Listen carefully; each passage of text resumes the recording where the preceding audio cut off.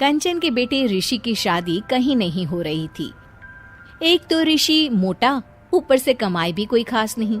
लेकिन कंचन को तो शौक था मॉडर्न बहू लाने का, और उसे एक दिन ऐसी लड़की मिल भी जाती है। हमें तो आपका ऋषि बहुत पसंद है, लेकिन मैं आपको साफ साफ बता देती हूँ, मेरी बेटी के शौक थोड़े से अलग है बहन जी। अरे बहन, हमें सब पसंद है।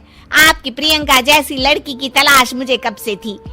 जींस पहनकर अंग्रेजी में गिटर पिटर बोला करे। अरे बहन जरा सुन तो लो, मेरी बेटी के शौक क्या क्या है। अरे नहीं नहीं बहन, बस लड़की को देख लिया तो सब कुछ देख लिया। आप ना शादी की तैयारी करो, और वो जरा सामान की लिस्ट भी दी है ना मैंने।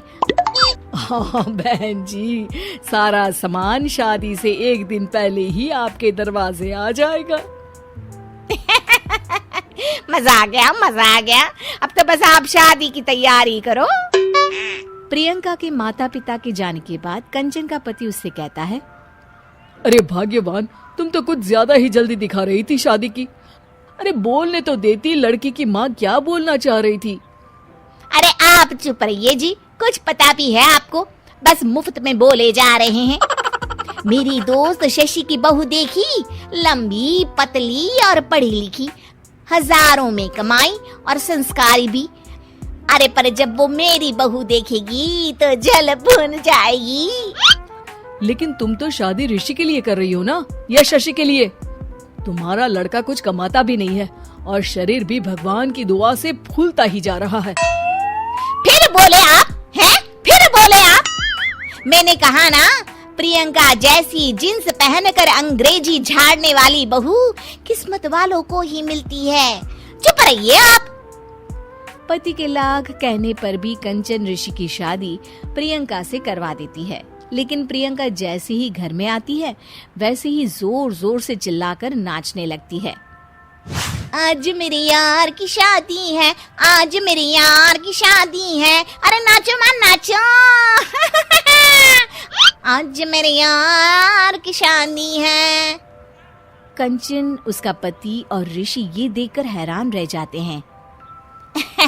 लग रहा है बहू को शादी की बड़ी खुशी है। हाँ हाँ, बहू क्यों नहीं, हम भी नाचेंगे। अरे नाचो नाचो जी, मुंह क्या देख रहे हो, चलो चलो नाचो, बहू कह रही है।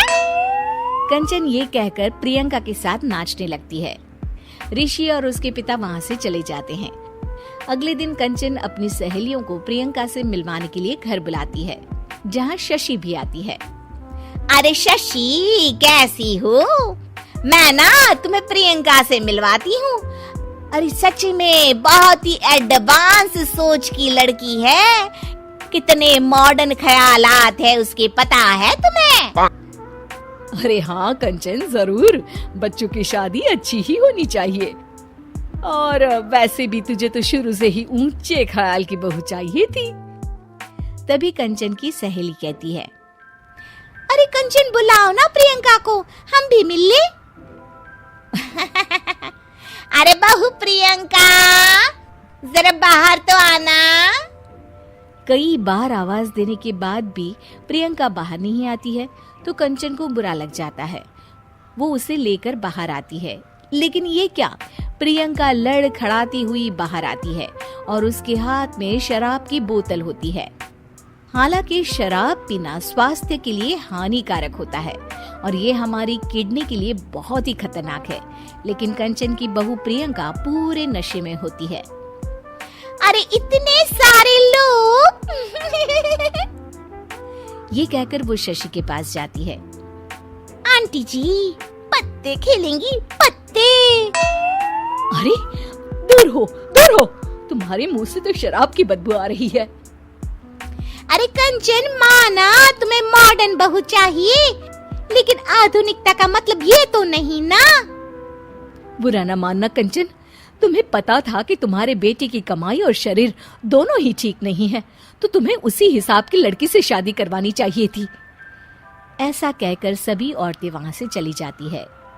तभी प्रियंका की माँ कंचन के घर आती है। अरे बहन जी, बड़ी बड़ी चालाक निकली आप तो। बिना बताए अपनी पियक्कड़ बेटी मेरे लायक बेटे के गले में बांध दी। आय हाय, बड़ी आई बिना बताए। उस दिन जब मैं ये बात बता रही थी तो तुम तो सुनने को भी तैयार नहीं थी। अब भुगतो तुम। ये कहकर वो वहां से वापस चली जाती है। सबके जाने के बाद कंचन अपना सर पकड़ लेती है। हाय रे, आधुनिकता की अंधी दौड़ में मैं अपनी संस्कृति ही भूल बैठी थी। अब तो राम ही बचाए मुझे।